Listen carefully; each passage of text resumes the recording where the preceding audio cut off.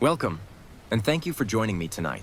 In this gentle journey through the shadows of the past, we'll explore the mysterious disappearances that puzzled even the greatest minds of ancient Rome. As you lie back and let your mind unwind, imagine the flicker of torchlight on marble walls, the rustle of a soldier's cloak, the silent forests beyond the empire's reach. These stories are not of battles or conquest, but of those who simply vanished, legions lost to time, scrolls that faded into myth, people whose names were once whispered in the Senate, now forgotten in the dust. No loud noises, no sharp surprises, just quiet footsteps into the unknown. So breathe deeply, close your eyes if you wish, and let the mysteries of ancient Rome guide you gently into sleep. The year was 117 AD, in the far northern reaches of the Roman Empire, where civilization met the unknown. The land was covered in thick mist. Dawn had barely begun to break, and the sun, still low on the horizon, painted the landscape in soft hues of silver and gray. Hills rolled gently into one another, blanketed in wet grass and dew, while dark forests loomed beyond, ancient and undisturbed.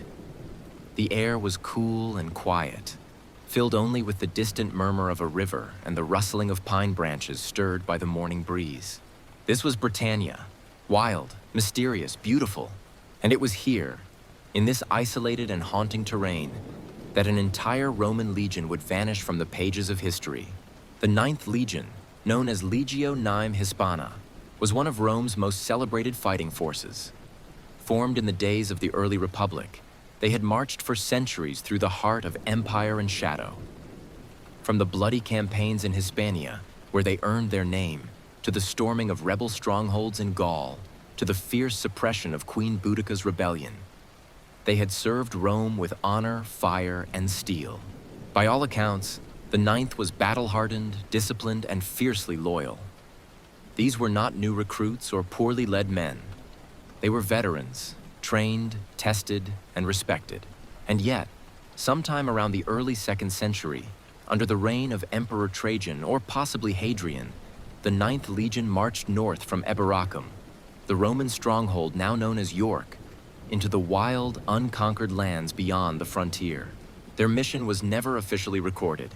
Some believe they were sent to deal with increasing resistance from the Caledonian tribes, tall, fierce warriors who knew the forests better than any Roman scout.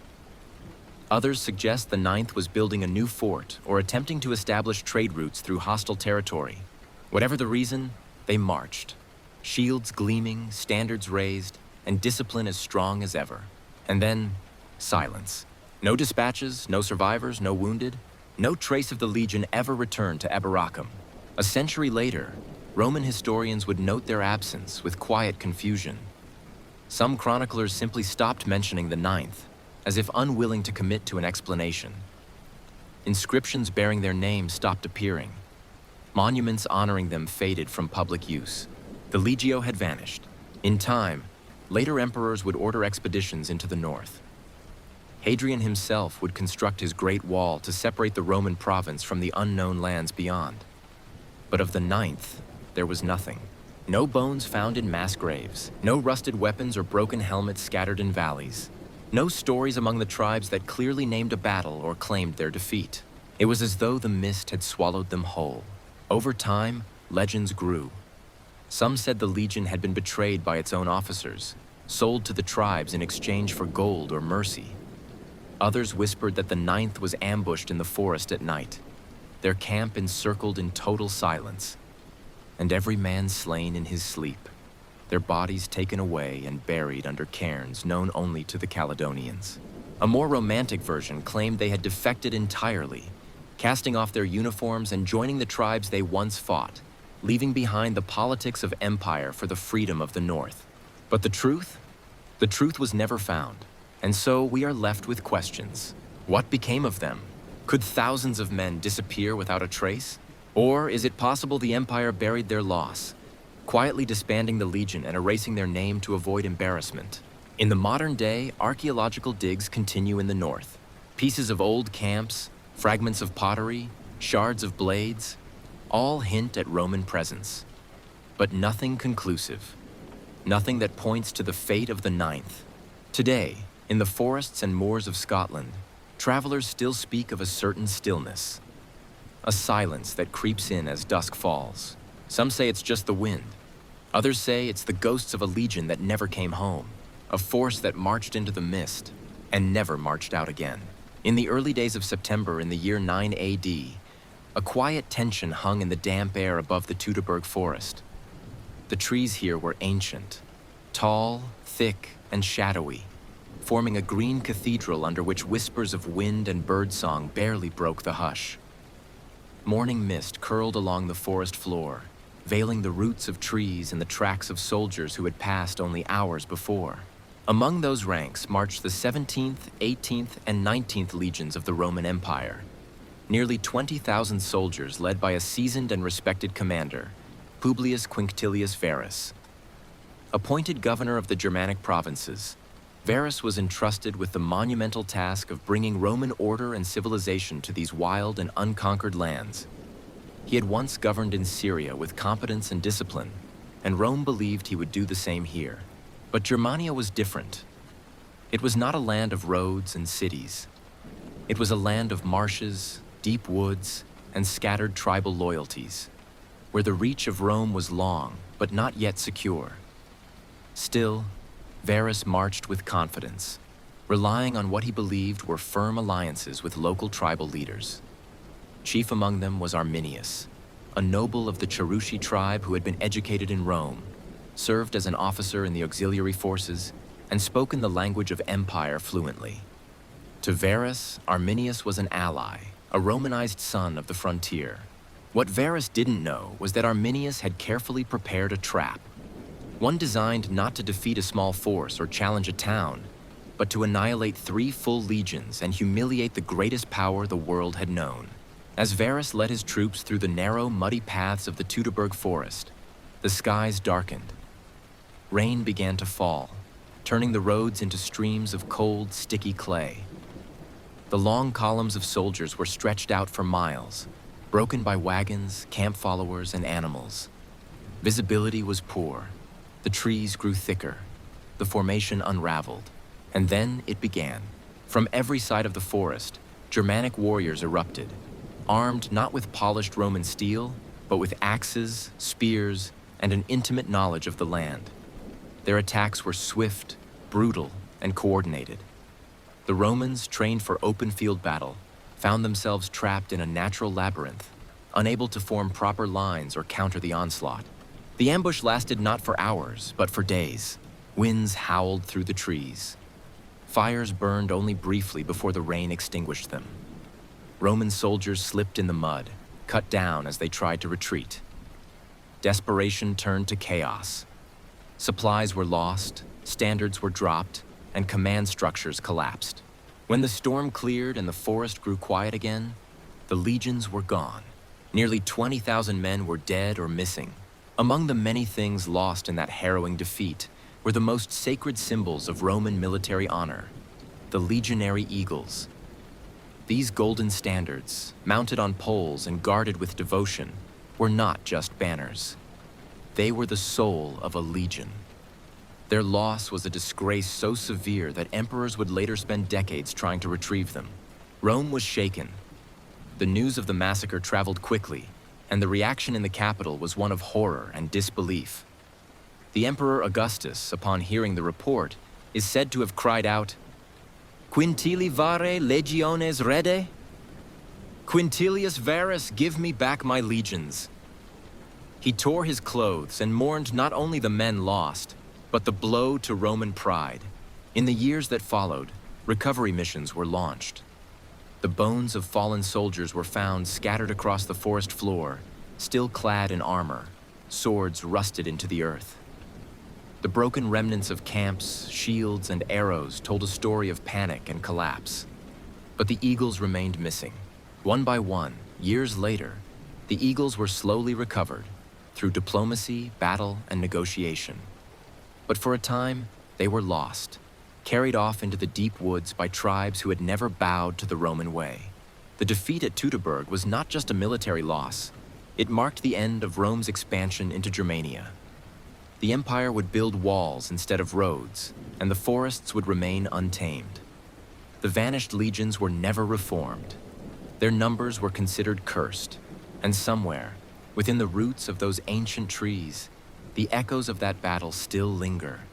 The cries of men, the clash of steel, and the silent flight of eagles that would not return. Long before Venice rose from the waters of the Adriatic, there stood a different kind of city, one built not on islands, but on the edge of the mainland. Its name was Altinum. By the 1st century BC, Altinum was already flourishing. A bustling Roman town nestled near the northern lagoons, not far from where modern-day Venice would one day shine. It was a place of trade and travel, of homes built with red tiles and white stones, of wide streets and temples that reflected the light of the sun. Canals cut gently through its quarters, mirroring the sky as small boats drifted past warehouses filled with grain, wine, and salt. Merchants from across the empire came to Altinum. Sailors found refuge in its harbors, and senators built summer villas in its breezy outskirts. There were forums, baths, amphitheaters, and the constant hum of Roman life. The city thrived on the edge of sea and land, a quiet jewel in the empire's northern crown. And yet, centuries later, when scholars and explorers searched for Altinum, they found almost nothing. No standing walls, no ruined gates, not even the skeletons of temples. Just marshland, overgrown and silent, as if the city had been softly erased by time. For generations, Altinum was a mystery. Ancient texts mentioned it with affection and importance, and maps from the Roman era placed it confidently among other coastal towns. But on the ground, it had simply vanished. How could such a vibrant place disappear? Some suggested the sea had swallowed it, as it had other coastal settlements over the centuries. Others believed disease had driven its people away, that rising waters brought plagues of insects and decay. There were tales of barbarian invasions, of fire and flight, though no written record confirmed such an end. But perhaps the truth is more quiet, more subtle, like the way fog slips into a valley at night. In the waning days of the Western Roman Empire, as stability faded and the roads became unsafe, people began to flee the mainland. Invading forces pressed in from the north. The great Roman defenses weakened. Trade slowed. Salt flats and lagoons overtook farmland. And so the people of Altinum did something extraordinary. They didn't abandon their city in panic or flames. They dismantled it, brick by brick, stone by stone. They took their homes, their temples, their lives, and moved them. Loaded onto barges and boats, they sailed out into the shallow waters of the Adriatic and began again. They used the very bones of Altinum to build something new, something safer, on the islands. Venice. For centuries, Altinum slept beneath the grass and reeds, its ghost hidden under a quiet field. Only in recent decades, through aerial photography and ground-penetrating radar, have archaeologists begun to map the outlines of streets, walls, and canals buried below. Like a faded painting slowly restored, the city began to reappear. Not in stone, but in silhouette. There are no crowds there now. No merchants shouting in the forum. Only the sound of wind through tall grass, the occasional cry of a water bird, and the soft lapping of water against the land where a city once stood. Altinum did not vanish in violence or mystery. It simply transformed, carried away by its people one boatload at a time. And though its stones now rest beneath Venice's proud towers, its spirit lingers in the silence where it once stood. He was the last emperor of the Western Roman Empire, and perhaps its most forgotten. His name was Romulus Augustulus, and though it echoed with the majesty of the empire's greatest founders, Romulus, the first king of Rome, and Augustus, its first emperor, his reign lasted only a whisper in history. And then, he vanished. Romulus was not born of glory or conquest, but of politics and fragile power.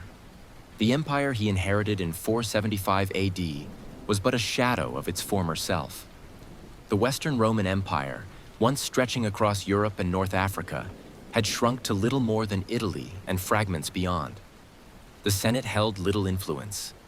The army was filled with foreign mercenaries, and the real power lay in the hands of his father, Orestes.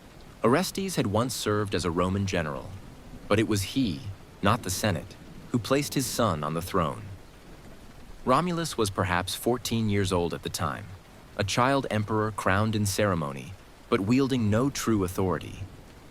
The people called him Augustulus, meaning Little Augustus, not out of disrespect, but because he was so young, so slight, and so untested. His time as emperor was brief.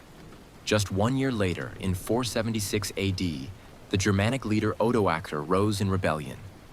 The reasons were complex: unpaid soldiers, broken promises, shifting alliances. But the result was clear. Orestes was captured and executed. The capital of Ravenna fell, and Romulus was spared. This mercy was unusual. Most deposed emperors met darker fates. But Odoacer, perhaps seeing the boy's youth and irrelevance, chose instead to exile him. According to the ancient sources, Romulus was sent to live with relatives in the Campania region, far from the halls of power deep in the Italian countryside. And then, silence. No one knows what became of Romulus Augustulus after that. There are no reliable records of his later life. No tomb with his name, no writings left behind, no further mention in the great annals of the empire. A few centuries later, one chronicler would write that Romulus lived quietly in a villa granted by Odoacer, with a modest pension, enough to live comfortably but forgotten by the world. Other writers suggest he may have entered a monastery. Some believe he died young, of illness or heartbreak. Others imagine he wandered far from Italy, seeking a life beyond the ruins of empire. But the truth remains unknown. What we do know is that Romulus Augustulus marked the end of something vast. His fall is considered by many to be the symbolic end of the Western Roman Empire. After him, there were no more emperors in Rome. Power shifted east to Constantinople. The ancient world gave way to the medieval. And yet, it's difficult not to wonder about him. What did he think of his brief moment on the throne? Did he ever miss the echoing marble halls of Ravenna? Did he remember the feel of the imperial purple robe on his shoulders? Did he know that history would remember him? Not as a ruler, but as a punctuation mark at the end of an era? Perhaps somewhere in Campania, beneath olive trees and sun-warmed hills, lie the forgotten stones of a villa once graced by the last emperor of the West. Perhaps the wind still carries his name, too softly for us to hear. Romulus Augustulus, a boy emperor crowned in twilight and lost in the morning mist of time. There once was a place where all the knowledge of the ancient world was gathered in one breath, one space, one sanctuary of the mind. That place was the great Library of Alexandria. Founded in the early 3rd century BC under the rule of Ptolemy I, the library stood not only as a collection of scrolls, but as a beacon of human curiosity. It is said that within its walls were hundreds of thousands of papyrus scrolls, texts from Greece, Egypt, Persia, India, and beyond. Treatises on astronomy, medicine, philosophy, mathematics, works of the greatest minds, some now known to us only by name or not at all. Scholars traveled from across the known world to study there. The library wasn't just a place to read. It was a place to think, to question, to translate, to preserve. The keepers of Alexandria's knowledge believed that if something had ever been written, it should be found within their walls. And yet, today, there is nothing left. No scrolls, no shelves, no stone tablet that tells us what was lost. The fate of the Great Library is one of history's most enduring mysteries. There are stories, too many perhaps. Some say Julius Caesar accidentally set fire to it in 48 BC during his siege of the city. As his soldiers burned Egyptian ships in the harbor, the flames spread to the docks, then to the city itself, and the library was caught in the blaze. Others claim the real destruction came later, under Christian rule in the 4th century AD, when pagan temples and institutions were dismantled. Some blame the Muslim conquest in the 7th century, though many historians find that claim less reliable. What is clear, however, is that the scrolls did not vanish in a single night. their loss seems to have been gradual, a slow, quiet fading, like the embers of a dying fire.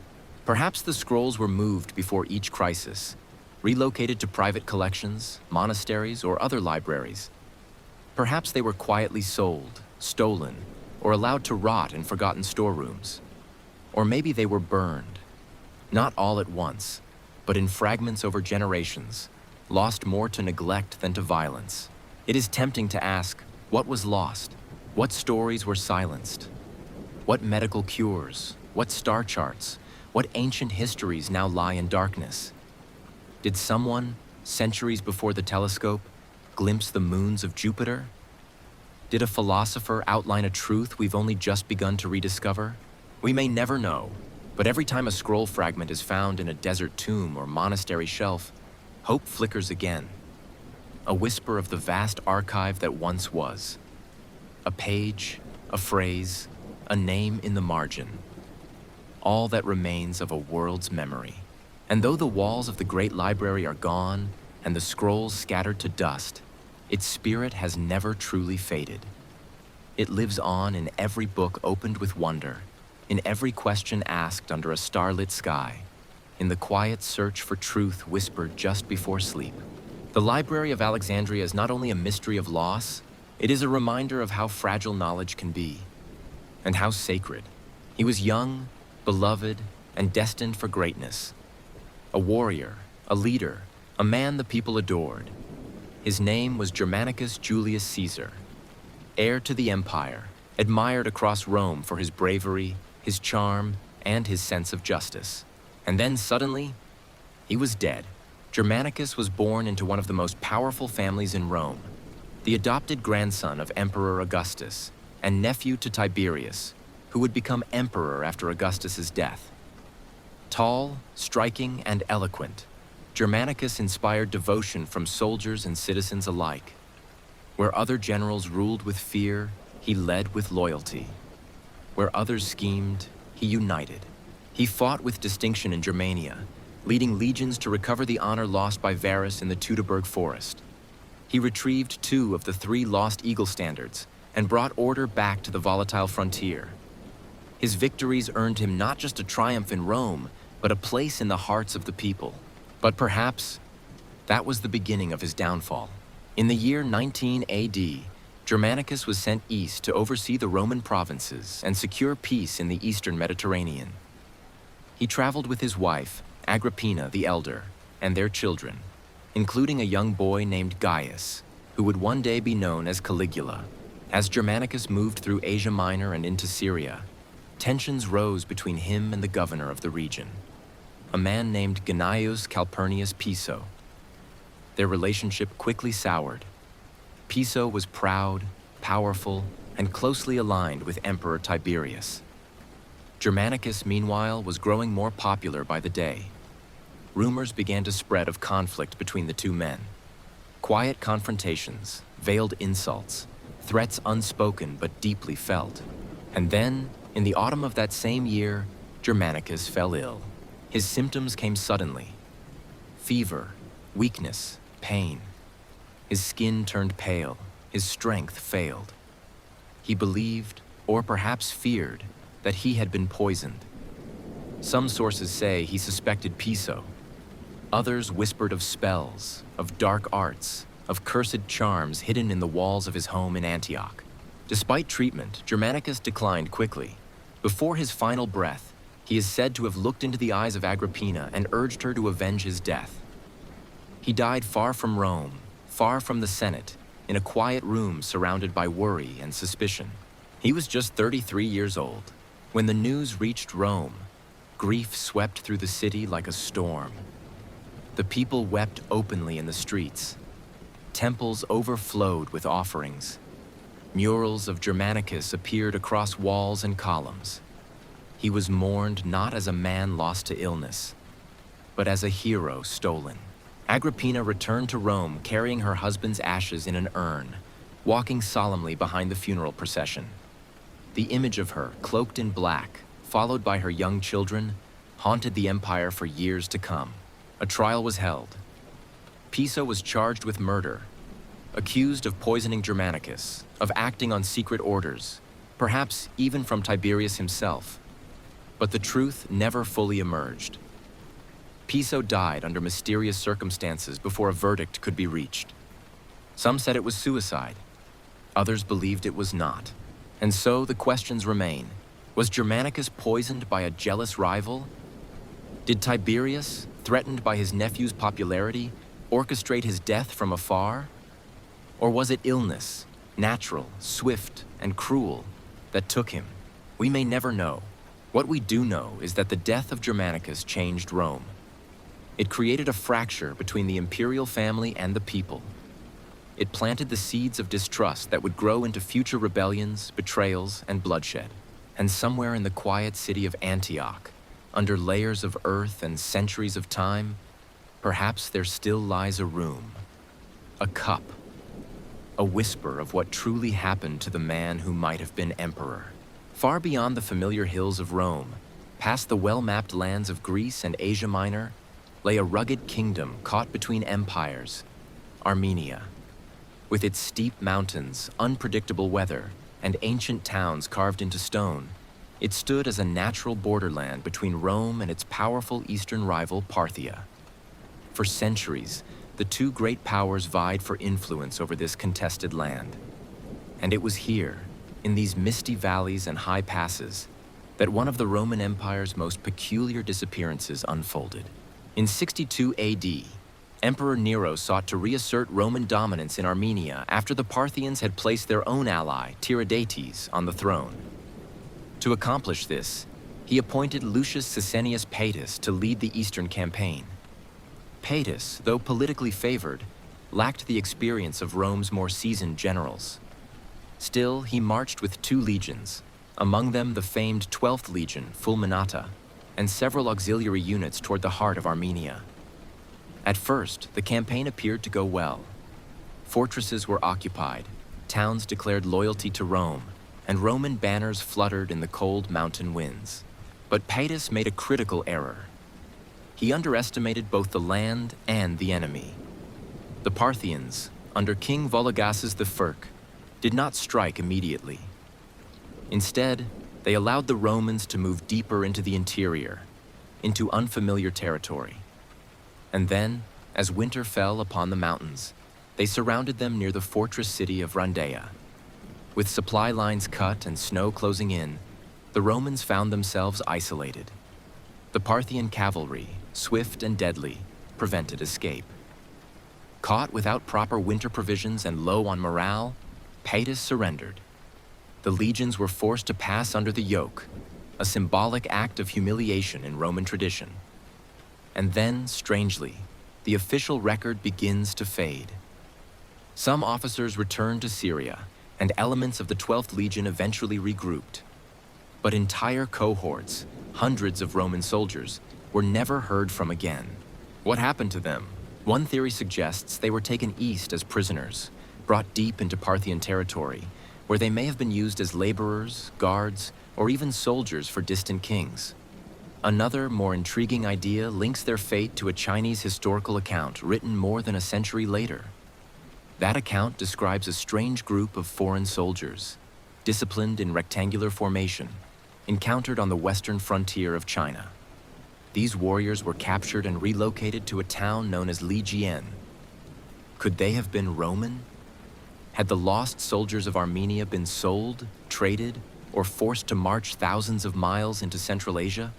There is no concrete proof, only the whispers of unusual tactics, foreign languages, and Roman-like discipline far from Roman lands. Yet the mystery endures, in part, because Rome itself offered no clear answer. There were no recorded mass funerals, no honors, no explanation. The men simply vanished from the scrolls of history.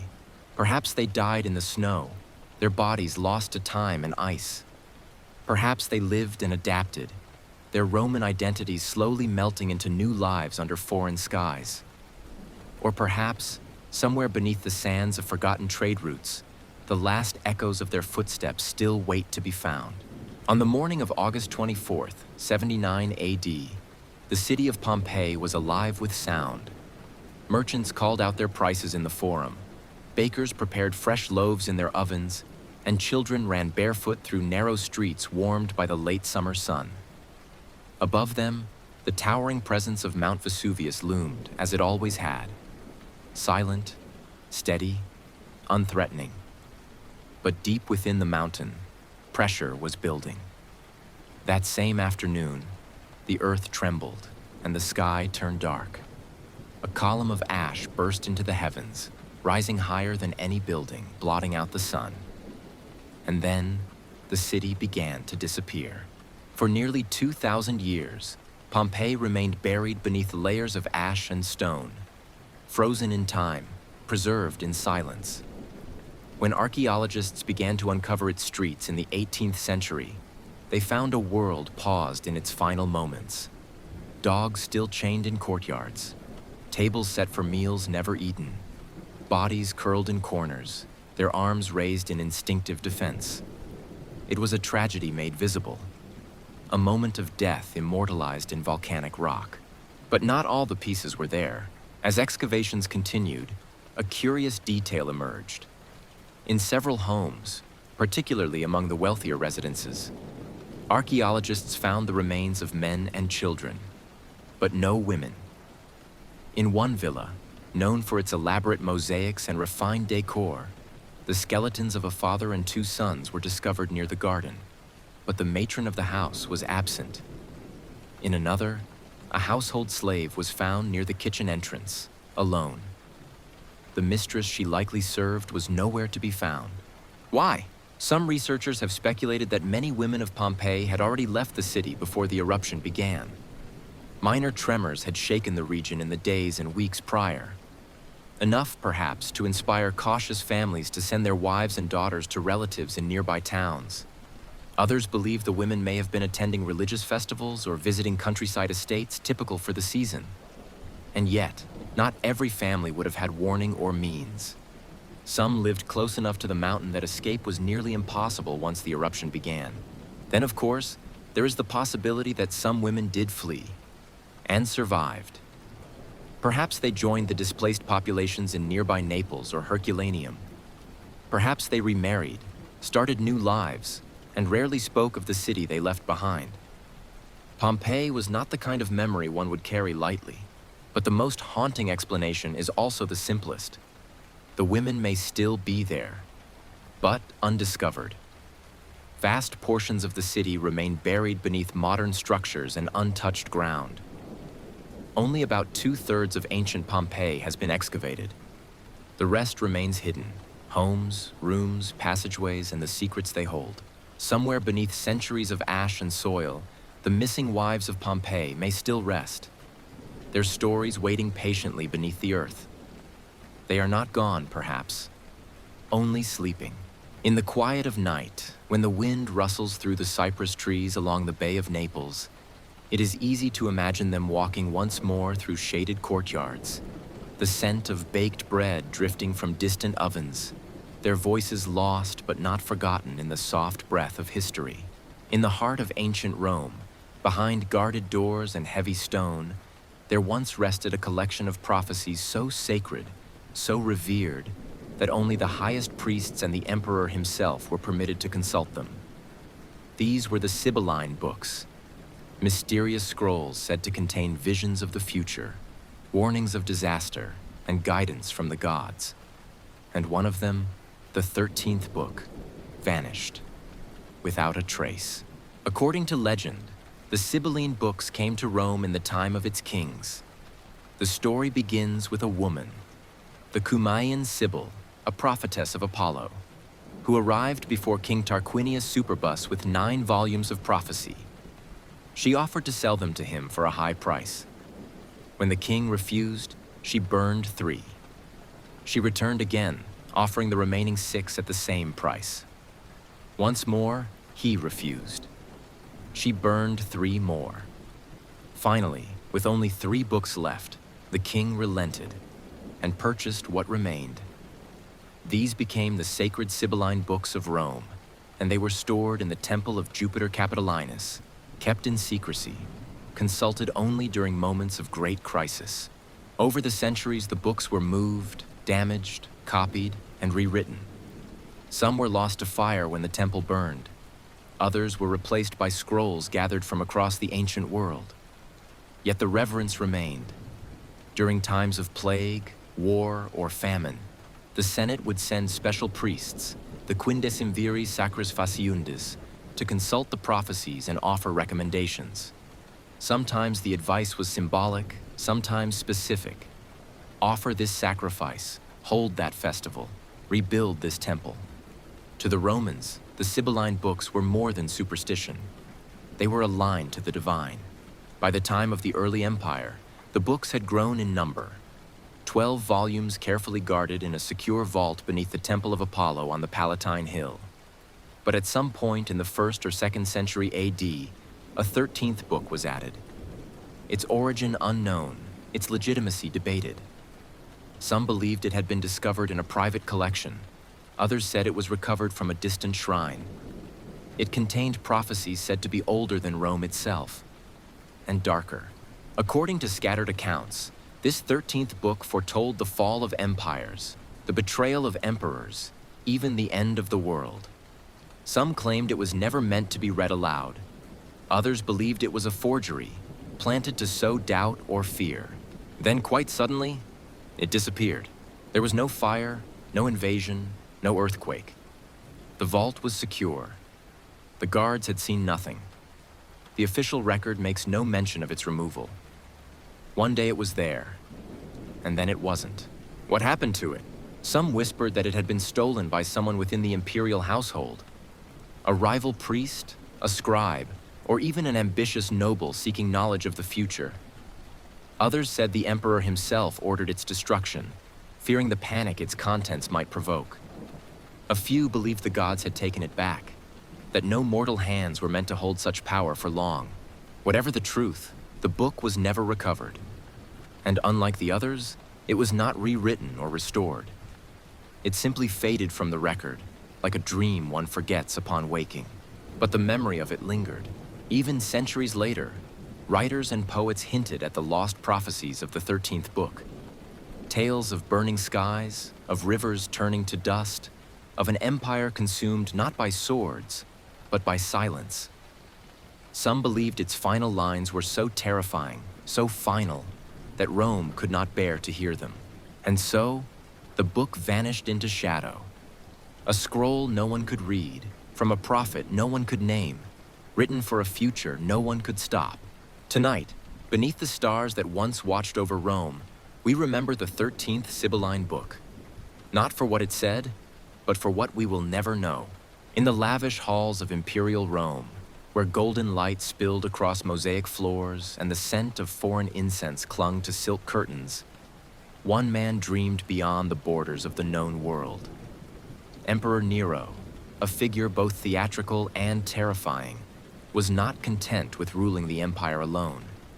He longed to explore, to understand, to leave a mark that would stretch not just across the land, but into the mysterious realms untouched by Roman sandals.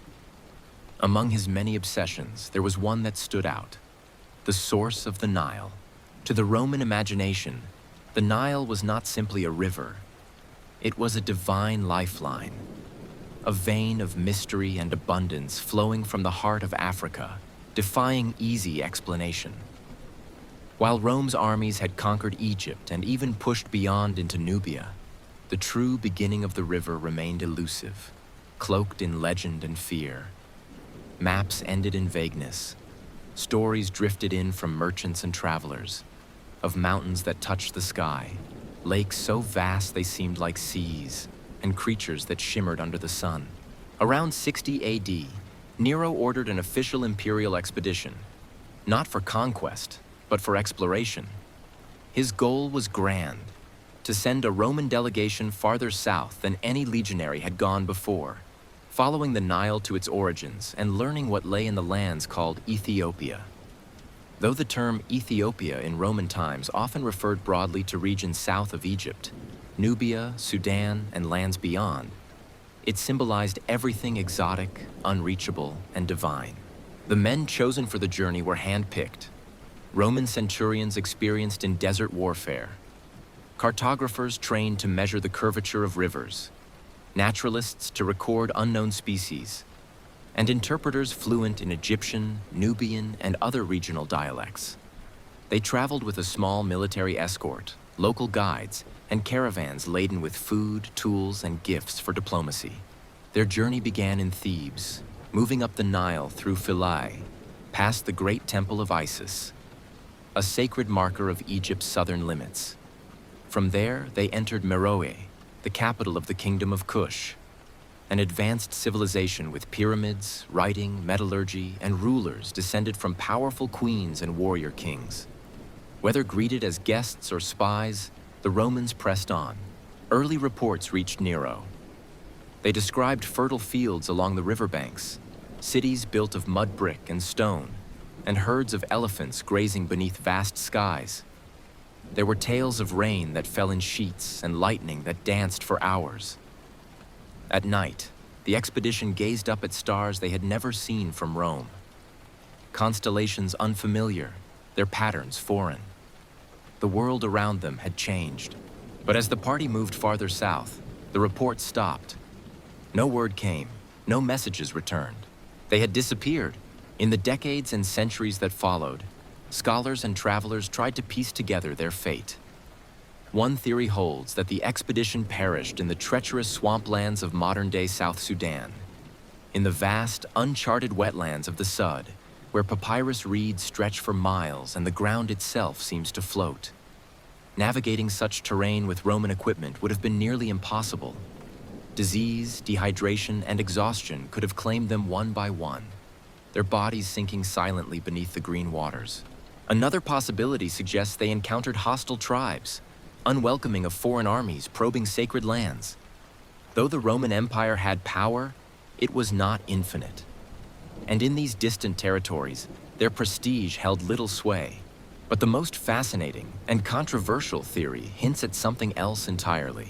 Centuries later, in ancient Chinese texts from the Han Dynasty, there are curious accounts of a group of foreign soldiers captured on the western border. Men with unusual features and military discipline unlike anything the Chinese had seen. These men fought in rectangular formations, used hand gestures to coordinate, and wore armor unfamiliar to the East. They were eventually resettled in a town called Lijian. Some historians have speculated. Could these be the descendants of Roman soldiers? Perhaps survivors of a lost Eastern campaign? Or remnants of Nero's vanished expedition, forced to wander east after turning back north? While this theory remains highly debated, the very suggestion deepens the mystery. What if the expedition didn't perish at all? What if it simply kept going, adapting, surviving, vanishing into cultures far beyond the empire's reach? We also must consider the nature of Nero himself. Known for his artistic ambitions and erratic rule, he may have buried the truth, especially if the expedition ended in failure or shame. There are no grand monuments in Rome celebrating the journey, no funerary markers, no scrolls describing a tragic loss, just absence, a silence that stretches wider with every passing century. Perhaps they reached the source of the Nile as Nero hoped, a great lake shrouded in morning mist. Perhaps they stood there in awe at the edge of the known world. And perhaps they decided, in that moment, not to return, to live where maps ended, to become part of something older than Rome. Today, as the Nile still flows northward, gentle and eternal, it carries with it the memory of that journey. A current deeper than water, made of curiosity, ambition, and the quiet footprints of men who vanished into legend.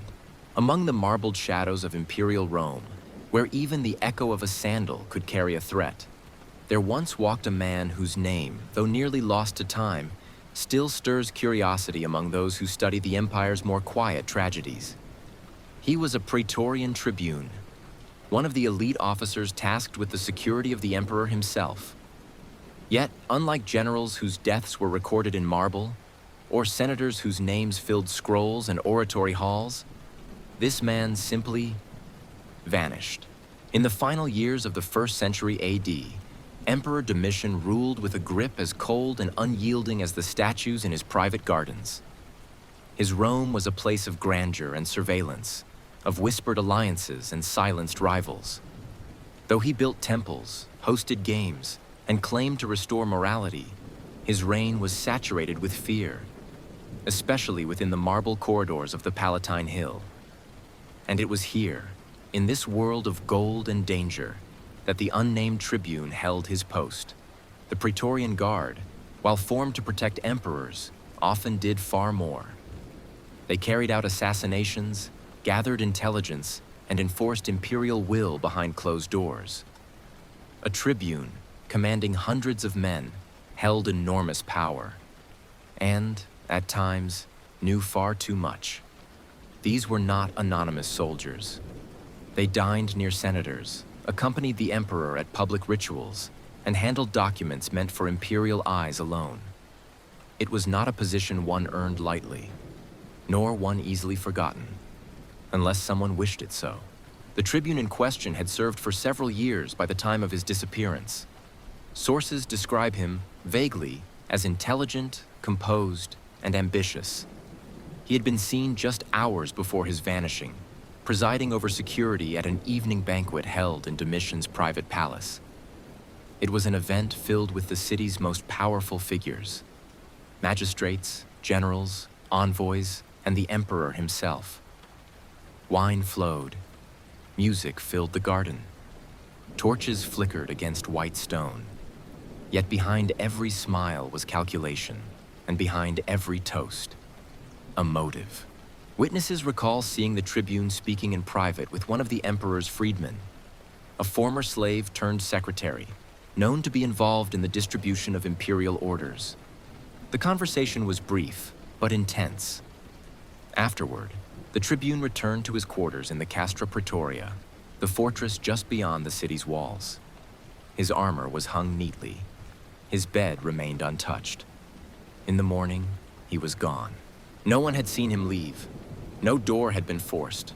No note, no blood, no broken sword. An internal inquiry was conducted, though quietly. Disappearances within the guard were not unheard of, but this was different. He had not been dismissed, nor transferred. No orders had been given. The emperor made no mention of it in the following days, nor did the Senate raise questions. It was as if Rome itself exhaled and allowed him to be forgotten. In the years that followed, rumors bloomed like ivy along the crumbling edges of a villa. Some believed the tribune had discovered something he should not have. Documents revealing secret alliances, plots against the emperor, or perhaps even a network of conspirators within the very walls of the palace. Others believed he had been tasked with carrying out an execution and refused, disobeying a silent command that could not be ignored.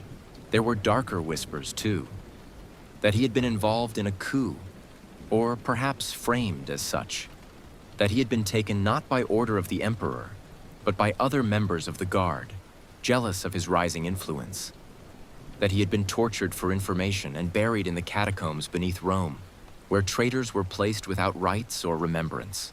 And then, there is the strangest version, that he never left Rome at all. Some believed he lived out the remainder of his days in secret, hidden in plain sight under another name. Perhaps exiled in comfort, but under watch. Perhaps allowed to live, in exchange for silence. Rome, after all, had many layers, above ground and below. A man could disappear into them, especially if powerful hands were involved. Centuries later, historians discovered a fragmentary inscription in a neglected storage room of a provincial museum. It bore a name, possibly his, and the title Tribunus Cohortis Praetoria. The carving stopped mid-line. The rest of the stone was left blank. Was it never finished? Was the name intentionally erased? No tomb has ever been found. No official denunciation survives. His image never graced a coin nor statue, and yet his absence feels as carefully arranged as any monument. Because in Rome, silence was often the loudest verdict. Somewhere in the ruins of Rome, under ivy-covered stone or buried beneath the old walls of the barracks, the truth of the missing tribune may still rest, folded in darkness, untouched by flame or fame, waiting to be heard in dreams rather than scrolls. High in the Alps, where clouds drift like ancient spirits between jagged peaks, and time seems to slow with every gust of cold mountain air, there once stood a Roman fortress, solid, remote, and now forgotten.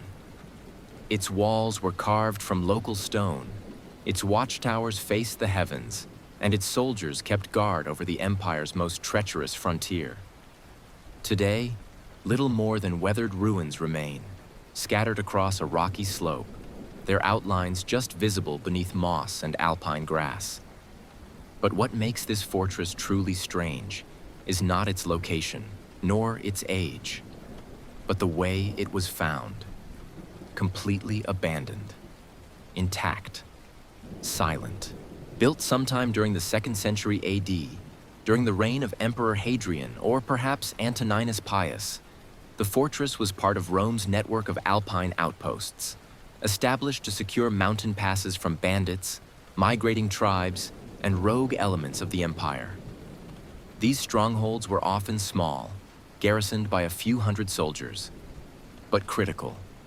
They monitored trade routes, relayed messages via smoke or riders, and ensured that the empire's grip extended even into the snow-covered heights. The fortress in question, whose original name has been lost, was rediscovered in the late 19th century by shepherds who reported strange stones and unnatural shapes in the mountains of what is now the Italian-Swiss border. When archaeologists later arrived to excavate the site, they expected the usual: ruins, fragments of pottery, perhaps coins or arrowheads. Instead, they found something chilling. The fortress had not been destroyed. There were no signs of battle, no evidence of fire or structural collapse. The walls stood mostly intact, though partially buried by centuries of snow and soil. Inside, they found remains of wooden barracks, storage rooms, and courtyards. There were racks for weapons, some still holding rusted spears and broken blades. Armor had been stacked in corners, as if waiting to be worn again. Cooking vessels sat on stone hearths, filled with ash. One building still had a table set for a meal. Cups, plates, even the faint outline of bread burned into the rock. But there were no bodies, no human remains, no burial sites, no records, not even the bones of animals or signs of a rushed departure. It was as though the entire garrison had quietly stood up one day, walked away, and never returned. Roman fortresses were disciplined environments. Soldiers did not simply abandon their posts, not without orders. There would have been official records, reports, replacements. Yet none exist. Roman administrative sources make no mention of the loss or relocation of the garrison. No scrolls, no complaints from nearby governors, no surviving orders. The fortress was simply omitted from further history, as if it had never existed. So what happened? One theory suggests disease, perhaps a sudden plague that swept through the ranks. But if so, where were the dead? Why were their bodies not burned or buried? Another theory is desertion, that the soldiers, isolated and weary, chose to abandon their post. Yet their weapons and armor were left behind, and they took no supplies with them. It would have been a suicide mission to flee into the Alps unprepared. Some have speculated about local uprisings. Could mountain tribes have captured the garrison and taken the soldiers away as prisoners? But again, there are no signs of violence. The fortress bears no scars, no shattered gates, no blood-soaked stones. Everything was orderly, quiet, too quiet. And then there are the stranger stories. Local folklore, passed down through generations of mountain dwellers, speaks of a night when the skies above the pass turned black and the winds howled like voices, of ghostly lights seen flickering along the ridgeline, of the sounds of marching footsteps, not up but away, down into the valley below, long after the moon had risen. The villagers say the soldiers were called away, not by Rome, but by something older.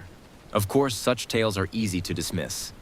But when faced with an undisturbed site, emptied of life but not of order, The imagination cannot help but wander. Somewhere, buried beneath frost and centuries of quiet snowfall, there may yet be clues. A forgotten diary, a half-buried inscription, a carved message on a stone wall that might explain what became of the lost garrison. Until then, the fortress remains a puzzle wrapped in silence. When the snow falls thick and still in the high Alps, and the wind moves through the crumbling remains of that outpost, it almost sounds like voices, soft, distant, and lost to time. As though the men who once guarded the empire from above are still there, just beyond the edge of memory, standing watch in a world that no longer remembers their names. In the sacred heart of ancient Rome, not far from the Curia and the Forum, stood a temple unlike any other. The Temple of Vesta, circular in design, its eternal flame glowing day and night. This was no ordinary shrine.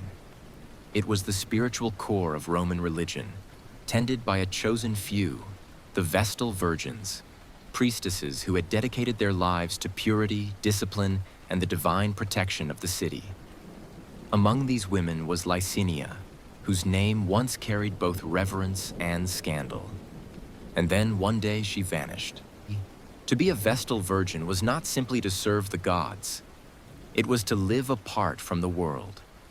Chosen as young girls, usually between the ages of 6 and 10, they were removed from their families and brought into the house of the Vestals, where they would serve for 30 years.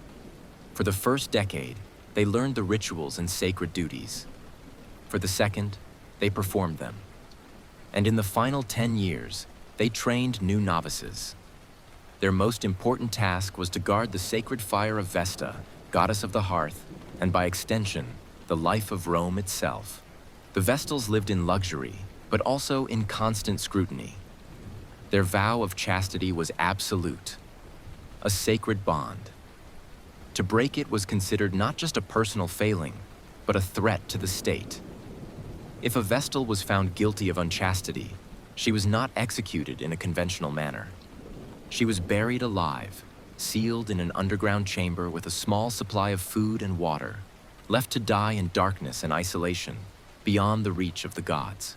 Licinia entered service during the reign of Emperor Augustus, a time of moral reform and renewed religious rigor.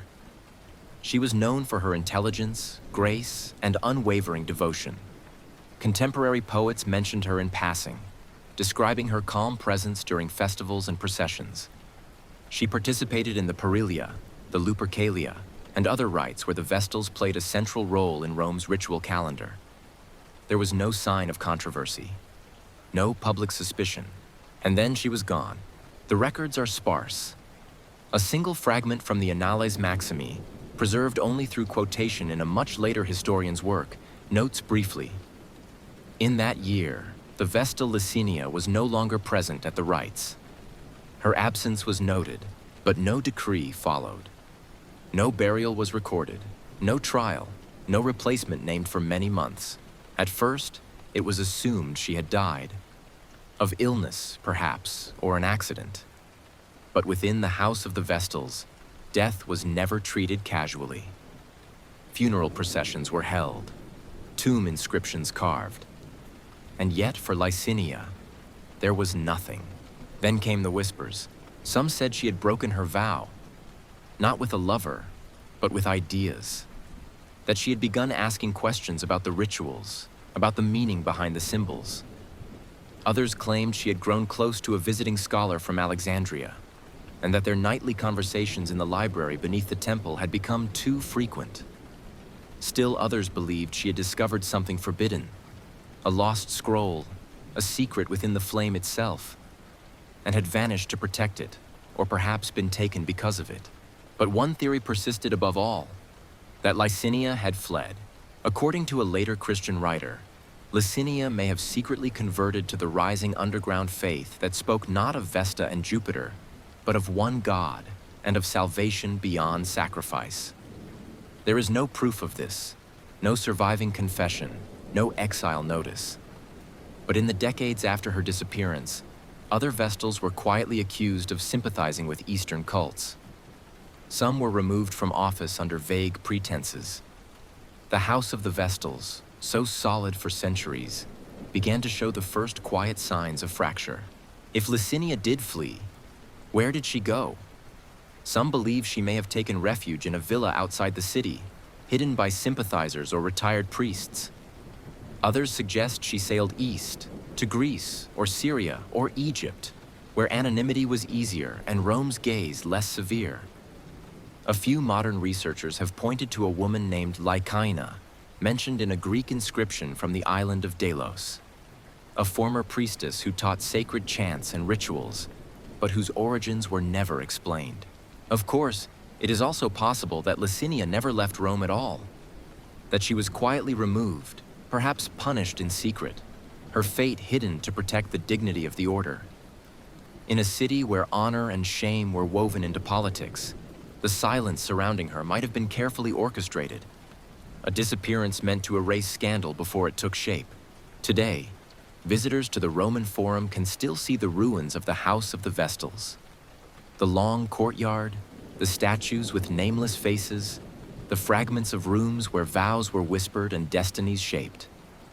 If you stand near the sacred hearth and close your eyes, you can almost imagine Licinia moving silently through the halls, a flicker of white robes in the corner of your vision. A presence not yet gone. Her fate remains unknown, her name almost forgotten. But for one brief moment, she stood at the center of Rome's spiritual life. And then, like the last spark of a flame, she disappeared into the dark. The Adriatic Sea, nestled between the Italian peninsula and the rugged coasts of Illyria and Dalmatia, was for centuries a vital artery of the Roman Empire. Its waters shimmered with light by day and whispered old songs by night. Roman triremes and merchant galleys cut across its surface like blades through silk, carrying grain, wine, soldiers, and whispers of empire from one port to another. But among the countless journeys across these waters, there was one that never reached its end. A fleet that vanished, its sails last seen on the horizon, and never again. The event occurred sometime during the late 2nd century AD, during the reign of Marcus Aurelius. Rome was at war in the north, defending the Danube frontier from the Marcomannic tribes. Supplies were needed, urgently, not just for the legions stationed in Pannonia, but for the camps farther inland. To meet these demands, a fleet of ships was assembled in the port of Ravenna, one of Rome's primary naval bases on the Adriatic. The fleet was sizable, 15 to 20 ships, including military transports, supply vessels, and at least 2 triremes for escort. They were loaded with grain, arms, medical supplies, and coin. Among the passengers were soldiers, engineers, and a high-ranking officer tasked with overseeing the logistics of the Danubian campaign. The mission was clear: sail up the Adriatic coast, dock in Dalmatia, then follow the river systems inland to the heart of the frontier. The ships departed in late autumn, a time when the sea, though still navigable, began to turn unpredictable.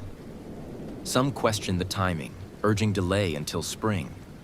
But the frontier could not wait, and the emperor's orders were clear. The fleet set sail under cloudy skies, disappearing northward into waters slowly turning gray. And then, nothing. They never arrived. Weeks passed. Scouts were sent along the coast. Signal fires were lit from coastal towers. No survivors returned. No wreckage washed ashore. No cargo was recovered. It was as if the fleet had been swallowed by the sea itself.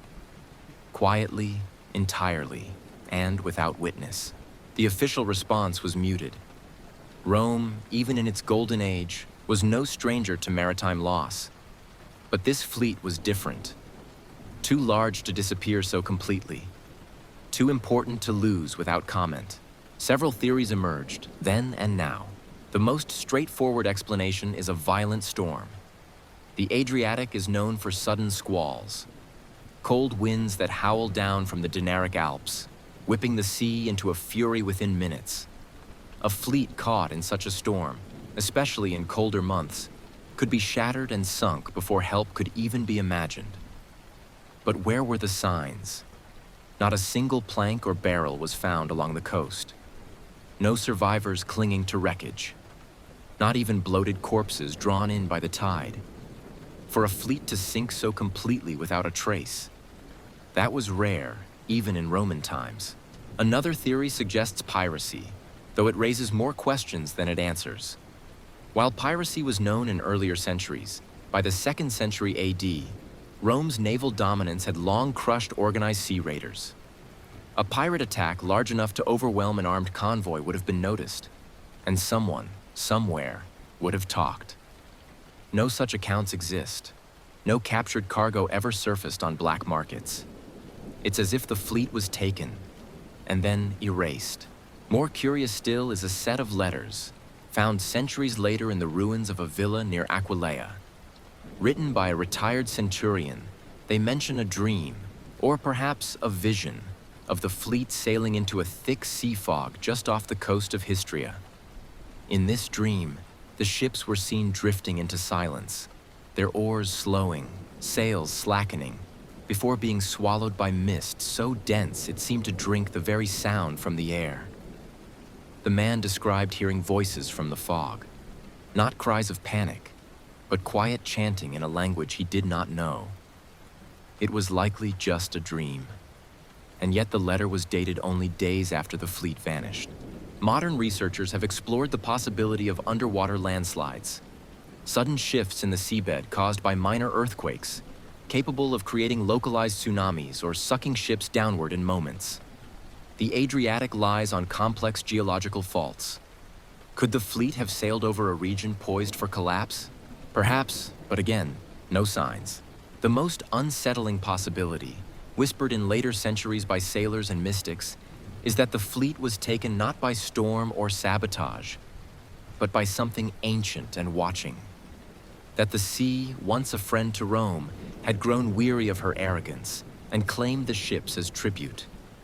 These are only stories, of course, born from fear, shaped by silence. Yet they persist. To this day, the depths of the Adriatic keep their secrets. Even with modern sonar and underwater mapping, the precise fate of Nero's missing fleet has never been confirmed. Divers have found wrecks, yes, but none matching the size, shape, or time period of the vanished flotilla. And so the waves roll on. Somewhere beneath the surface, there may lie 15 ships, silent now, their hulls broken and covered in coral, their soldiers still waiting in watery sleep. Or perhaps they were never there at all. Perhaps the sea simply breathed in, and Rome, for once, was silent in return. In the golden dust of the Syrian desert, surrounded by windswept sand and whispering palms, rose one of the most magnificent cities of the ancient world, Palmyra. Known to the Romans as the Pearl of the Desert, it was a place where East met West, where Latin and Aramaic mingled on stone walls, and where merchants from as far as India and Arabia traded silk, incense, spices, and gold. Palmyra glittered like a mirage, but it was real, rich, and proud. And within this vibrant city lived a man whose name was once spoken in every market and palace corridor. A merchant, a financier, a man of influence and secrets.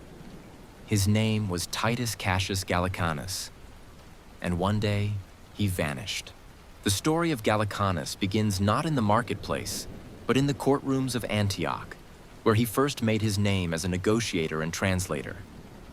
Born to a Roman father and Palmyrene mother, he was educated in both worlds, trained in the rhetoric of Cicero and the subtle gestures of desert diplomacy. By the age of 30, he controlled several caravans crossing the Silk Road, with agents in Petra, Babylon, and even Bactria. He dealt in rare resins, lapis lazuli, dyed cloth, and glass of the finest kind. His wealth was immense. His enemies, many. Despite his power, Gallicanus kept a low profile. He wore no extravagant robes. His home was elegant, but not ostentatious. He walked without guards, preferring anonymity. But those who knew the city well whispered that he was more than a merchant, that he was a broker of information, a man whose ledgers contained not just debts and goods, but names, times, secrets. In the year 168 AD, amid the reign of Marcus Aurelius, Gallicanus prepared a new journey. A caravan of over 100 camels, heading east toward the Parthian border. He was to meet with a representative of the kingdom of Kerosene, possibly to negotiate access to new harbors along the Persian Gulf. The caravan was well supplied, protected by skilled guards, and included a Greek physician, a Roman notary, and his personal scribe. They departed Palmyra at dawn, heading east through the Wadi al-Hilway, a well-traveled path lined with crumbling milestones, thorn bushes, and ruined shrines to forgotten gods. For days, everything proceeded without incident. Campfires burned each night, journals were kept, goods were tallied. And then, near the oasis of Dura, all signs stopped. A week passed, then two. When no word came, Palmyra's ruling council sent scouts along the route. What they found was strange. Near the edge of a dry ravine, they discovered the caravan, or what remained of it. The camels were tethered, but restless. The tents were upright. Supply crates sat unopened. Scrolls lay scattered across rugs, marked with notes in Latin and Greek. But the people, every last one of them, were gone.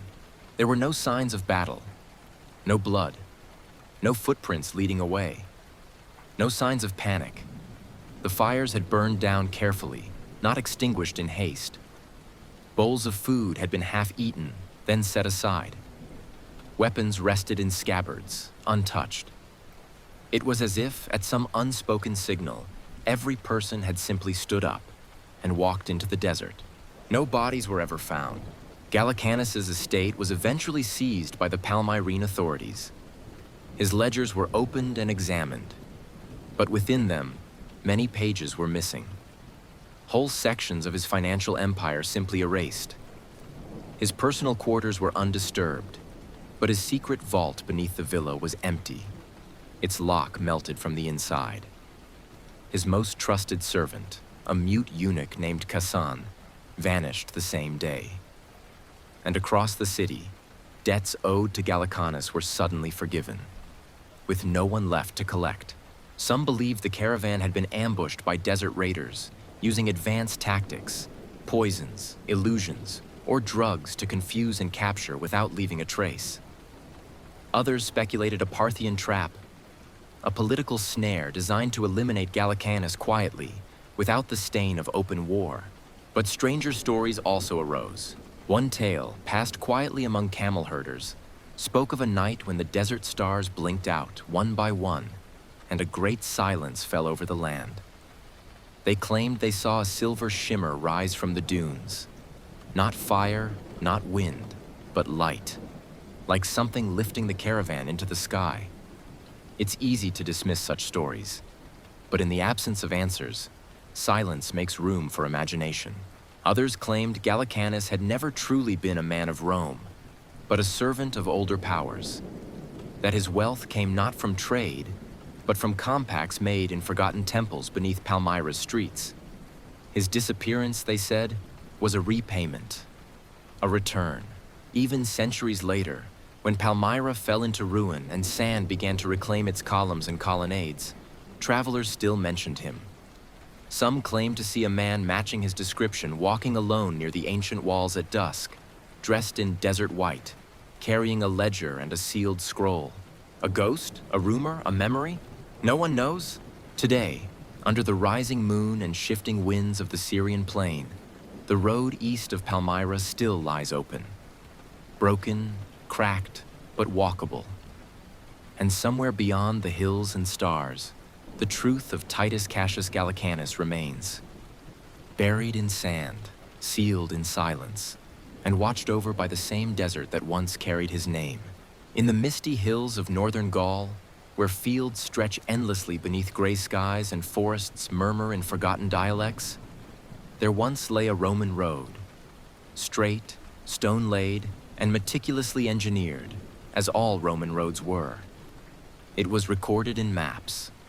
It was mentioned in military dispatches. Travelers swore by its smoothness, merchants praised its speed. And then, in time, it disappeared. It was called the Via Gallica Septentrionalis, the Northern Gallic Way. Constructed sometime in the early 1st century AD, likely under the command of Tiberius during the expansion of Roman infrastructure across the province, it was said to connect the military town of Augustodunum, modern-day Autun, with a fortress near the coast, close to present-day Boulogne-sur-Mer. It ran in a clean diagonal across Gaul's northern reaches, cutting through forest, farmland, and open plains.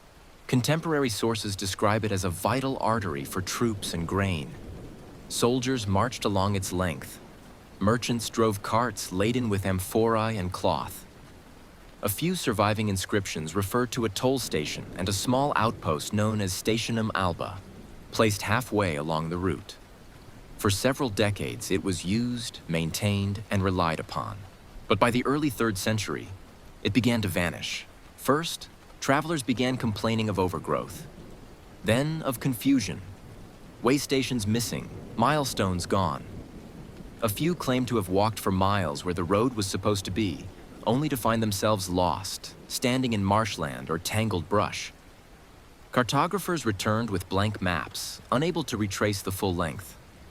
Patrols sent to follow the route from beginning to end would sometimes emerge far from their intended destination, disoriented and unable to explain how they had veered off course. And then came the stranger accounts. One such report survives in a late imperial letter, attributed to a Roman official named Marcus Plautius Severinus, stationed in Gaul around 256 AD. In his correspondence, he writes of sending 2 cohorts along the northern road to reinforce a fort near the coast. The men were well prepared and led by an experienced centurion. They departed with clear orders and never arrived. When Severinus sent scouts after them, they found a portion of the road intact, curving gently along the hillside, but ending suddenly, not in destruction, but in nothing. The stones simply stopped. Beyond them, the forest grew thick and undisturbed, as if no road had ever passed through it. Years later, Severinus wrote again, a more personal note, preserved in fragments. In it, he described a dream of marching down the road himself, alone, the trees whispering in a language older than Latin. In the dream, the sun never moved, the air never changed, and though he walked for hours, he never arrived anywhere. Only the sound of his footsteps, and then silence. Some modern historians suggest the road's disappearance was practical. Changes in water levels, shifts in trade routes, or political instability may have led to its neglect. Without regular maintenance, roads could erode, forests could reclaim them. But this does not explain the total absence of archaeological remains. Unlike other Roman roads, many of which have left deep impressions in the land, straight embankments or foundations buried under villages, the Via Gallica Septentrionalis left almost nothing. No stones, no camps, no toll houses. Even satellite imaging of the region, done in the modern day, shows no clear evidence of a road ever having existed across the supposed stretch. And yet, it was there. For over a century, people used it, wrote about it, marked it on maps, traveled its length. Then, just as quietly, the land swallowed it. Legends from the region speak of a white path that appears only on nights of heavy fog. A pale ribbon of stone revealed under moonlight, seen only by the lost. Some say those who walk it will find themselves drawn endlessly forward, unable to turn back. Others speak of strange lights moving along old Roman lines, of voices chanting in dead tongues beneath the trees. One village near the supposed route keeps an ancient stone hidden in its chapel, a smooth, rectangular block engraved with a fading inscription. Locals claim it once marked the edge of the road. The carving is weathered and nearly illegible, but the final line reads, "In umbra viarum, non rediunt." On the shadowed roads, they do not return. Is it superstition, folklore, or the final echo of something Rome itself chose to forget? Perhaps the road was cursed. Perhaps it was built upon something older, something the Roman gods could not tame. Or perhaps it simply served its purpose, and the land, indifferent and eternal, took it back. Today, travelers can still walk the meadows and ridges of northern Gaul. The winds are soft, the fields quiet, the trees dense and ancient. But every now and then, a straight line seems to cut the horizon. A path too even, too direct. Just beneath the grass. Just beneath memory. And if you walk it too long, you may feel the air shift and wonder whether you are still in Gaul or someplace older, where the Sahara meets the Mediterranean and where the wind rolls in from the dunes like a soft golden tide. There once stood cities of Rome, outposts of stone and olive, of forums and fountains, built upon ancient African soil. North Africa was one of the wealthiest regions of the empire, its fields heavy with grain, its coasts bustling with trade. Rome called it Africa Proconsularis, a land of sun, temples, and promise. And somewhere within that vast expanse, between Carthage to the north and the deep desert to the south, there was once a colony, a Roman town, marked on maps, named in dispatches, occupied by citizens and soldiers. A town that vanished.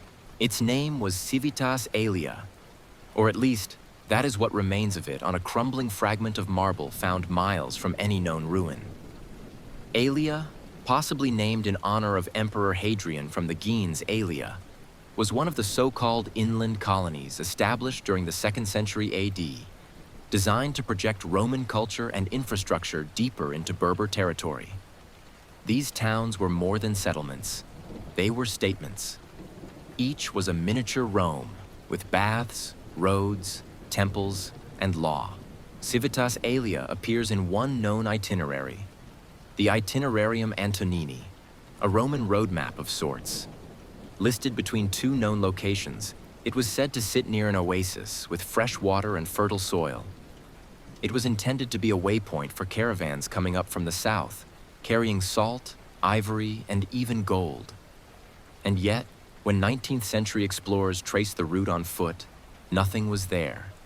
No ruins, no scattered tiles, no worn road leading in or out. Nothing but wind and dust. And yet, it must have existed. Roman engineers were precise. Surveyors did not fabricate cities. The imperial administration did not invent colonies. Someone built it. People lived there. And then, like a candle in desert wind, it was gone. Some scholars believe the town was short-lived, that it may have suffered a plague, or was abandoned due to changing water tables. In North Africa, a single dry decade could reduce a thriving oasis to cracked earth. Others suggest a more abrupt fate. A Berber uprising, perhaps, or a mass flight during times of instability. During the late 2nd and early 3rd centuries, several Roman towns in Africa suffered under rebellions or tribal conflict. The garrisons were small, reinforcements slow. A town isolated in the interior may have simply disappeared without record. And yet, no charred walls, no siege debris, no mass graves. Then there are the local legends. Among the Tuareg and Amazigh peoples of the region, old songs speak of a city called Elia, where foreigners built marble homes and lit fires at night that turned the hills to gold. They say it was a town of peace, until the red sky came and the sand swallowed the walls. Some claim its inhabitants did not die, but walked into the dunes, called by something ancient, older than Rome. There is even a tale of a caravan master, from centuries later, who claimed to find a spring near the foot of a ridge, and beside it, the remains of columns and tiled flooring. He and his men rested there, only to wake the next morning and find it gone. No water, no ruins, only sand. A dream, perhaps, or something more. In recent decades, satellite imaging has revealed the faint outline of rectangular shapes in remote southern Tunisia and western Libya. Traces that suggest human construction, straight lines where nature prefers none. But the sand is deep and the earth hot. No excavation has yet been approved. Perhaps one day the ruins of Civitas Aelia will rise again into light. Its gates, its baths, its market stalls still beneath the desert floor. Until then, it remains a city half-remembered, its name barely clinging to stone, its people unburied, unrecorded, and unexplained. At night, when the Saharan wind whistles past the acacia trees, when the stars hang motionless in the dry air, it's easy to imagine them still there, walking quiet streets, drawing water, looking west toward the distant sea, waiting for word that never came. High above the turquoise waters of the Bay of Naples, on a steep, sun-drenched island of white cliffs and wildflowers, the Emperor Tiberius built a refuge, a place to rule in silence, far from the clamor of Rome. The island was called Capri, and its beauty was legendary. Groves of olive and cypress trees, villas perched on cliff edges, and sea caves that shimmered with blue light. But beneath that beauty, hidden among terraces and towers, there was another story of shadows, secrets, and someone who was never seen again. Tiberius, the second emperor of Rome, retreated to Capri in the final years of his reign. From around 26 to 37 AD, he ruled the empire not from the Forum, but from a palace overlooking the waves. Villa Jovis, the palace of Jupiter. There, surrounded by loyal guards, trusted slaves, and a few chosen advisors, he kept the machinery of empire turning, and kept many things hidden. Ancient historians, especially Tacitus and Suetonius, speak darkly of these years. They write of executions carried out in secret, of guests thrown from cliffs into the sea below, of conspiracies reported in whispers and punished without trial. But amid all these tales, there is one that continues to echo faintly. The story of a mysterious prisoner held within the walls of the villa, whose identity was never revealed. The first mention of this prisoner comes from an obscure passage in Cassius Dio, where he refers to a man of noble birth, confined in silence upon the island. No name is given, no crime is recorded. Only that the man was once seen walking the upper terraces of the palace, always escorted, and then, never again. Later sources, though fewer and more cryptic, add fragments. A sailor passing the island at night claimed to hear sobbing from the cliffs. A servant, years later, whispered of a locked chamber behind a false wall. Always guarded, always quiet. A fragment of an inventory lists a special allotment of food and scrolls delivered daily to a room unnumbered among the others. Who was this man? Some have suggested he was a relative of Germanicus, the popular general whose sudden death many blamed on Tiberius himself. Others believe he may have been an exiled senator, too well connected to be executed outright, but too dangerous to be released. A few more imaginative voices suggest he was an imperial rival, perhaps even a surviving heir of Augustus, kept alive as a living trophy, proof of Tiberius's dominance. But there is no proof, no grave, no statue, no scroll. Others have proposed a different theory, that the prisoner was not punished, but protected, that he knew something terrible or sacred, that he had once served as an oracle or a keeper of forbidden knowledge, and had to be hidden, not for safety, but for silence. Capri itself offers few clues. The ruins of Villa Jovis still stand. Vast stone walls, terraces with sweeping views, rain cisterns, and collapsed corridors. Tourists wander its rooms now, unaware that some passages were once bricked up centuries ago. In one corner, near what was believed to be the emperor's private quarters, there is a small chamber, windowless, with no external entrance, discovered only during a 20th century restoration. Its purpose remains unclear. There was no sign of furniture, no decoration, only a slight discoloration on the floor and deep scratches along the stone threshold, as though a door, once there, had been forced open long ago. Some say that chamber was the cell. Others say the real prison was deeper, beneath the villa itself, carved into the living rock. A place beyond sound. If the prisoner ever wrote anything, it has not survived. If he was released, no record of it was kept. He entered history as a shadow, and remained one. In later centuries, monks built a small chapel nearby, and for a time, Hermits lived in caves once used by Roman architects. They told stories to passing sailors, of a figure in white robes seen on the cliffs at dusk, of books wrapped in oilcloth hidden in the roots of olive trees, of a whispering voice heard in dreams near the old cisterns, and perhaps, just perhaps, the prisoner still walks the island, not in body, but in memory. A life forgotten by empire, but not by the stones that held him. A voice erased from marble, but not from air. Today, as the wind moves gently through the pines of Capri and the waves wash endlessly below the cliffs, one might stand at the edge of Villa Jovis, looking down into the sea, and feel that something, or someone, is still waiting there. Not to be freed, but simply to be remembered.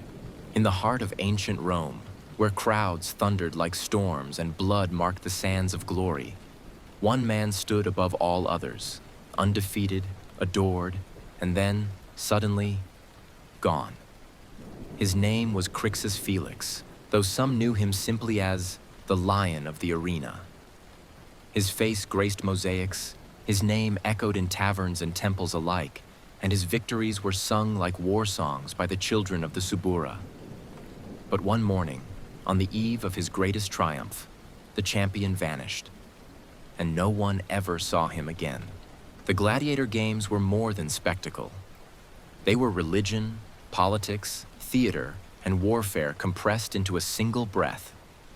In the Flavian Amphitheater, later called the Colosseum, up to 50,000 people gathered beneath marble tiers and colored awnings. They came for blood, yes, but also for something deeper. To see courage made flesh, to watch men walk the line between life and death with heads held high. Crixus Felix rose not from nobility, but from the distant province of Numidia. Captured during a border skirmish in his youth, he was sold into slavery and trained at the Ludus Magnus, the great gladiator school that stood just east of the Colosseum. Even early on, the trainers noticed something unusual, a calmness in him. He did not rage like the others, nor boast. He fought with precision, patience, and grace. As the years passed, he won every match. Murmillo, Thraex, Secutor. It didn't matter. Opponents fell and Crixus remained.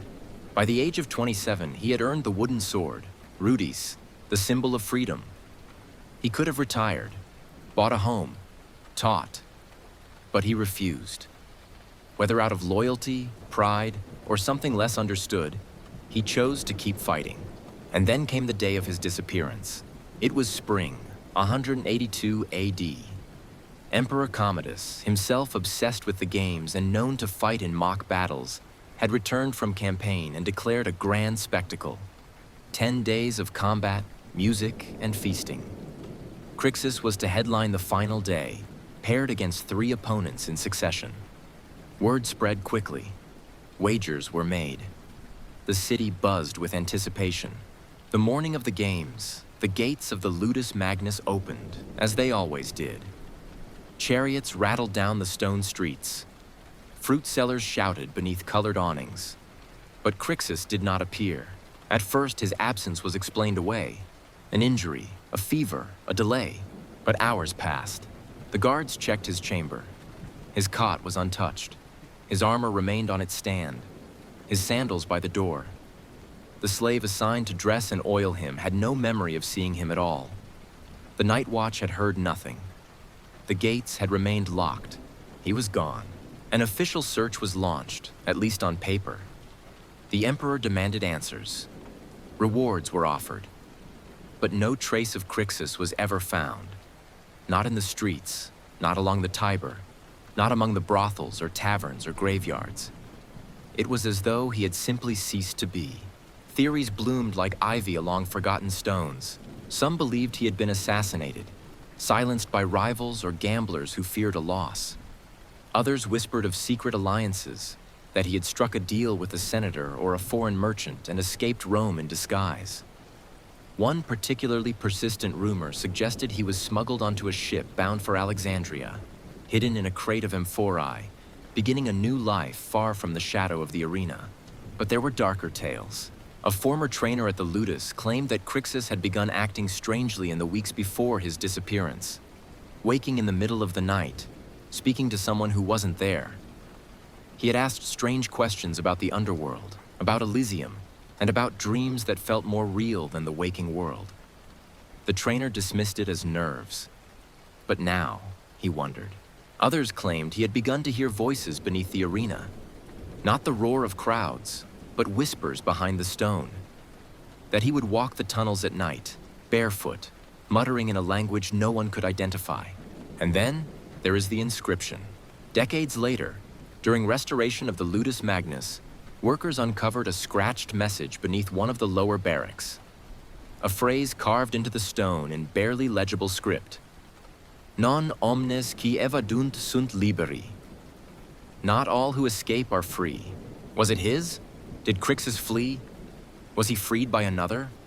Did he disappear? Or was he taken? No one knows. What is known is this. The day of the games, the crowd waited. But the gates never opened. Another fighter was brought forward. A substitute, forgettable. The crowd booed. Commodus was displeased, and Crixus Felix was never seen again. Today, the Colosseum stands in quiet majesty. Its tiers worn, its stones warmed by sun and shadow. Tourists walk its corridors. Historians speak of victories, emperors, and martyrs. But somewhere, in the silence between arches, you may hear it. The soft drag of a sandal, the echo of a breath, the phantom presence of a man who gave Rome everything and chose to leave it behind. Beyond the borders of the known world, past the Pillars of Hercules, where the sea turns cold, the winds wild, and the horizon endless, there were stories of land. Land untouched by empire, unmapped, unnamed. Sailors whispered of an island in the western sea, a place of gentle hills, strange stars, and silence so deep it felt sacred. And once, just once, Rome may have sent men to find it. This is the tale of the Forgotten Island, not because it was unknown, but because it was found, and then lost again. In the final years of the 1st century BC, as Augustus rose to power and Rome settled into empire, the urge to explore pressed outward. The conquest of Gaul had brought Roman eyes to the Western Ocean. Ports along the Atlantic coast of Hispania, such as Brigantium and Gades, filled with trade. But something lingered beyond the maps. Old sailors spoke of Ierna, of the Fortunate Isles, of lands where summer never ended and death came without pain. Most dismissed these tales as seafarers' fables, but Augustus did not. According to a lesser-known account by the geographer Pomponius Mela, a small Roman expedition was sent westward around 20 BC. Its exact composition is unknown.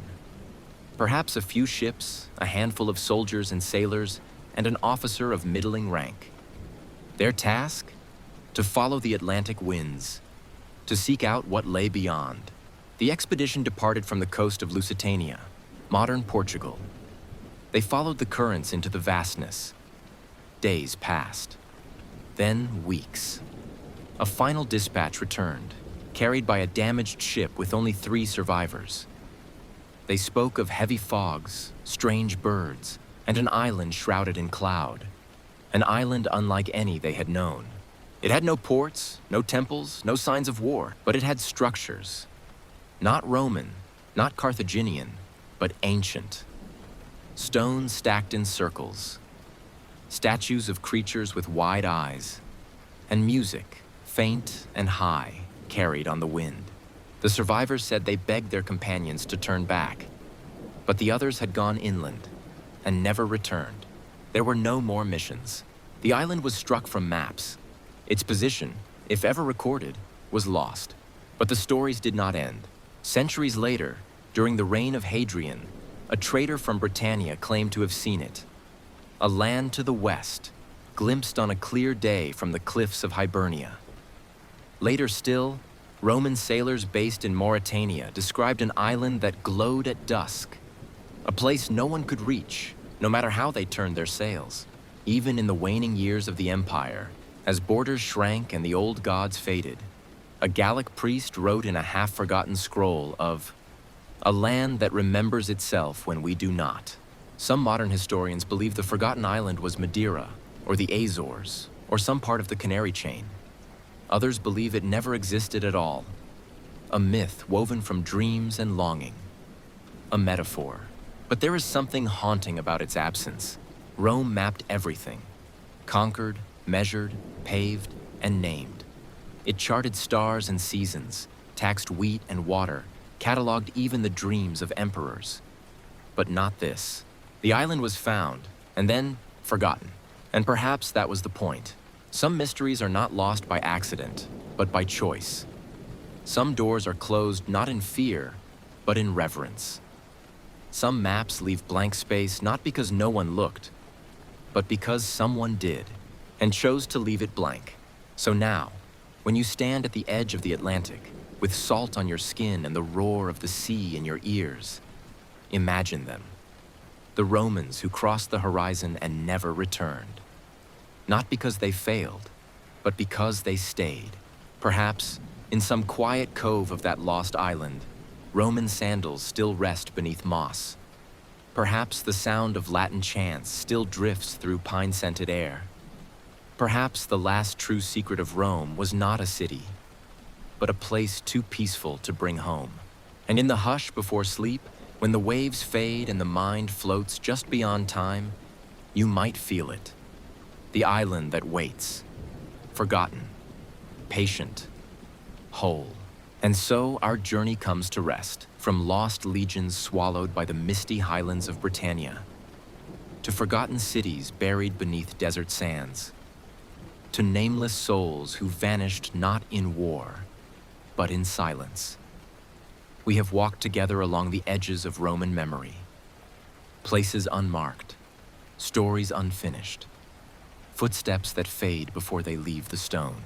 Rome was an empire of roads and laws, of glory and marble, but it was also a world of shadows. Behind every triumph, a secret. Behind every statue, a silence. Tonight, you've heard 20 such silences. Not all mysteries must be solved. Not all endings must be known. Some are meant to linger, gently, like a candle that flickers long after the room has gone dark. So breathe in and let the weight of the past drift away. Let the names fade. Let the stories rest. Because even in forgetting, we remember. Thank you for joining me beneath the stars of forgotten Rome. Sleep well, and may your dreams carry you where the maps do not.